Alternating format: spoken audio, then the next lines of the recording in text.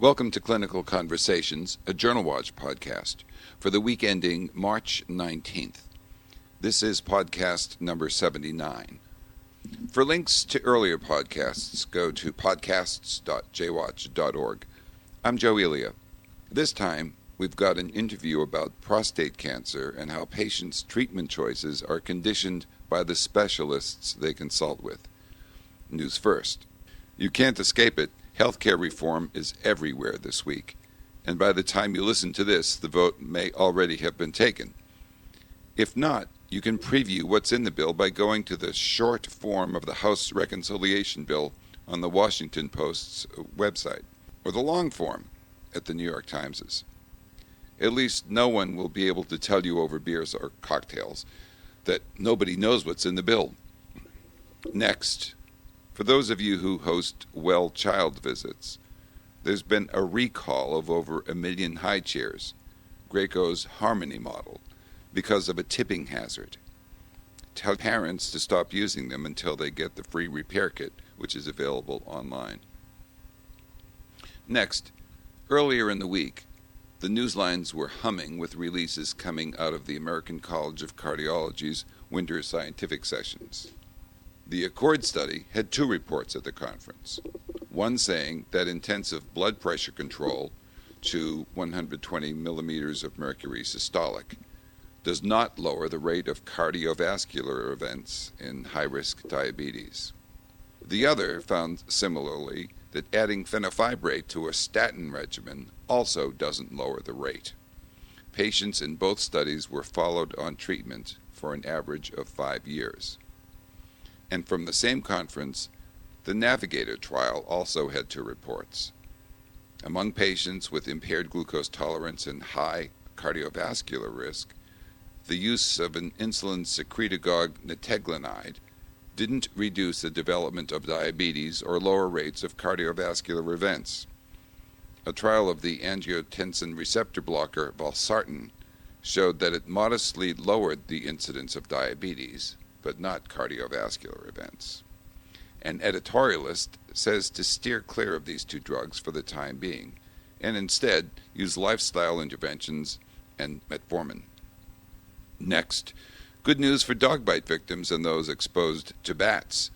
The post-exposure prophylaxis for rabies has been reduced from a total of 6 shots to 5. That's 1 shot of immune globulin and 4, not 5, of rabies vaccine.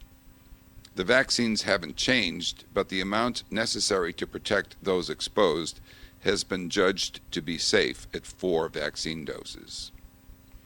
Finally this week, in Parkinson's disease, the non-motor symptoms can be as troublesome for patients as the typical motor symptoms. The American Academy of Neurology has published some recommendations on looking after those non-motor symptoms, which can greatly impact quality of life. That's it for the news. For a fuller account of the week's doings, go to the Journal Watch website, jwatch.org.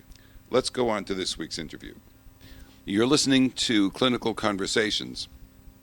The March 8th edition of the Archives of Internal Medicine has an intriguing study on how, in prostate cancer, patients' visits before treatment match up with the treatments they ultimately get. The elevator version is this. The authors looked at the Medicare records of about 85,000 men with localized prostate cancer. They then examined what kinds of medical visits the men had made in the interval between diagnosis and treatment. And then they measured the correlation between the kind of specialist consults before treatments and the kind of treatment. As you may have guessed, the patients who got radical prostatectomies tended to have consulted only with urologists, and those who got radiation therapy tended to have been referred by a urologist to a radiation therapist, and those receiving watchful waiting had tended to have been seen by a primary care physician. Now that's the end of the elevator story. We've got the 2 principal authors of the study with us today. Dr. Thomas Jang is in the Department of Urology at the Cancer Institute of New Jersey in New Brunswick, where he's an assistant professor of surgery. Joining him is Dr. Justin Beckelman, an assistant professor in the Department of Radiation Oncology at the Hospital of the University of Pennsylvania. Welcome, Dr. Jang and Dr. Beckelman. Thank you for having us. I'll ask you first, Dr. Jang. Is it fair to say that the study confirms suspicion that everyone has, but no one has bothered to verify? Well, what we found is certainly suggestive that the types of specialists that men with that newly diagnosed prostate cancer see is ultimately correlated with the ultimate treatment that they received. The findings are pretty remarkable in that the majority of men, especially younger men, who saw exclusively a urologist ultimately underwent surgery, whereas men in the same age group who saw a radiation oncologist and a urologist, the majority of those men received radiation therapy. Certainly the findings that men who saw a primary care physician, exclusive and irrespective of the type of specialist they saw, their age, and the type of medical conditions that they had, these men were more likely to be managed expectantly, meaning that they didn't undergo either surgery or radiation and were just followed more conservatively. So these findings certainly are suggestive of the fact that type of doctor that these men see after a diagnosis certainly can potentially influence the ultimate treatment they receive. It seemed that the referral patterns were very suggestive, and the one that caught my attention was the referral of from urologists to radiation oncologists. And Dr. Beckelman, I wanted to ask, were you surprised at that referral pattern? According to the graph in your paper, there were many fewer referrals from urologists than to radiation oncologists than expected. I don't think it's surprising. I think it's just a confirmation of how practice works in the real world, and really emphasizes the need for men to receive balanced information prior to their treatment decision. The graph that you're referring to gives a sense that some patients and some urologists refer more of their patients, some refer less of their patients. But we have to remember that this paper only can describe visit patterns and how they relate to treatment choice, but doesn't actually go under the hood and understand what led to those treatment choices. And so it may be that patients preferred it in this manner, and we just don't know. It may be, on the other hand, that patients actually had different opinions from the physicians, but we don't know. And so we can't actually answer that with this paper. All we can do is describe that visit patterns did indeed relate to treatment choice. But your data are consistent with a couple of things that I know that you can't verify. But for instance, if a urologist were in a group practice with a radiation oncologist, or were in a practice that had bought the capital equipment necessary to perform the radiation therapy, then there might be a conflict of interest in that. But as you say, you can't identify that. Well, we certainly can't identify that in this data at all. Yeah, but it's but if it's happening, you would have to. The data wouldn't say that it's impossible for this to happen at this point. Well, as you're referring to the integrated practices between urologists and radiation oncologists. Right. That certainly wasn't the emphasis of this paper to explore that, but that's a public policy issue. There may be good things that come from those practices, and there may be things that are not ideal that comes from those practices, and it's certainly a good research question. Dr. Jang, in writing the paper, your co-authors came from the spectrum of treatment choices in prostate cancer.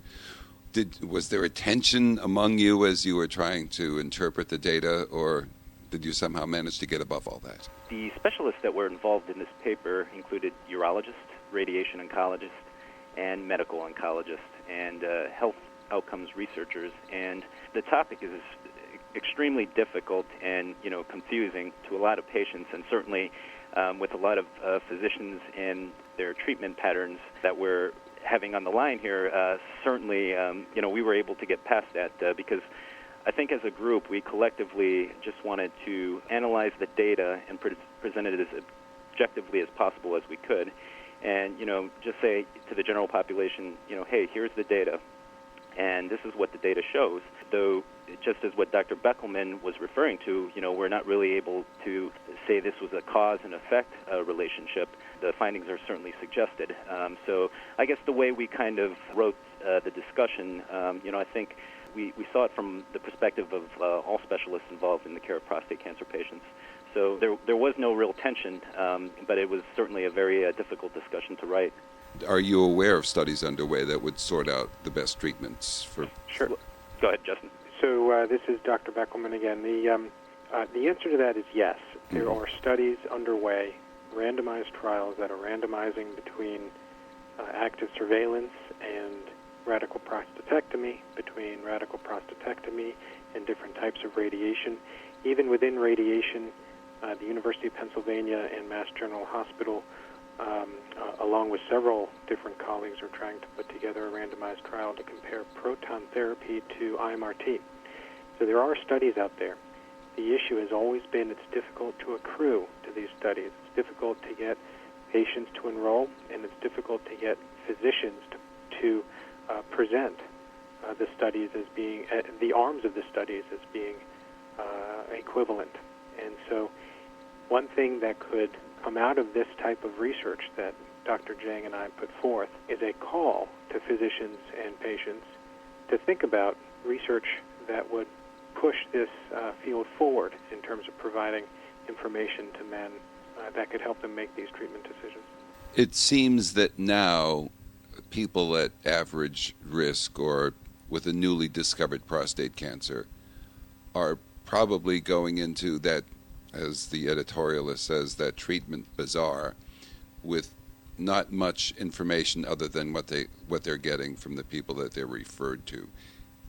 The editorialist, and I believe that you in your discussion as well, point to the possibility of calling in the primary care physician to be a source of advice and information about this. If anything happens as a result of your paper, and I'll ask the two of you separately, what would you hope that the outcome would be? This is Dr. Jang speaking. I think our main message is to both prostate cancer providers and to the patients. Basically, the physician who's providing the counseling for these patients should really recognize that there are several treatment options available, that these different treatments entail different side effects and different recovery profiles. And so, we as physicians owe it to our patients to provide a balanced and unbiased perspective on all these options.